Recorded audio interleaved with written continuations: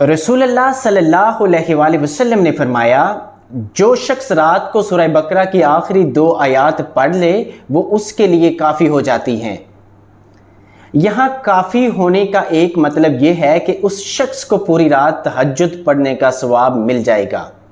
رسول اللہ صلی اللہ علیہ وآلہ وسلم نے فرمایا، ضعیف اور کمزور لوگ ڈھونڈنے میں میری مدد کرو، کیونکہ کمزور اور ضعیفوں کی وجہ سے ہی تمہیں رزق دیا جاتا ہے اور تمہاری مدد کی جاتی ہے۔ رسول اللہ صلی اللہ علیہ وآلہ وسلم نے فرمایا، جو مجھ پر درود پڑھنا بھول گیا وہ جنت کا راستہ بھول گیا۔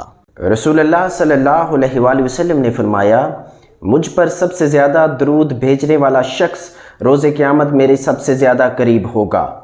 رسول اللہ صلی اللہ علیہ وآلہ وسلم نے فرمایا، آدمی کے جھوٹا ہونے کے لیے یہی کافی ہے کہ وہ ہر سنی ہوئی بات بیان کر دے۔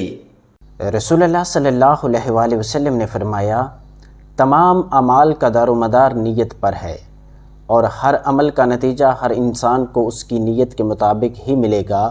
پس جس کی ہجرت دولت دنیا حاصل کرنے کے لیے ہو یا کسی عورت سے شادی کی غرض سے ہو، پس اس کی ہجرت ان ہی چیزوں کے لیے ہوگی جن کے حاصل کرنے کی نیت سے اس نے ہجرت کی ہے۔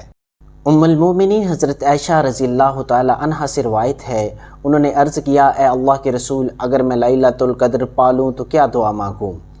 رسول اللہ صلی اللہ علیہ وآلہ وسلم نے فرمایا، اللہم انک عفو تحب العفو فاعف عنی، اے اللہ تو بہت زیادہ معاف کرنے والا ہے، تو معاف کرنا پسند کرتا ہے، لہٰذا مجھے معاف فرما دے۔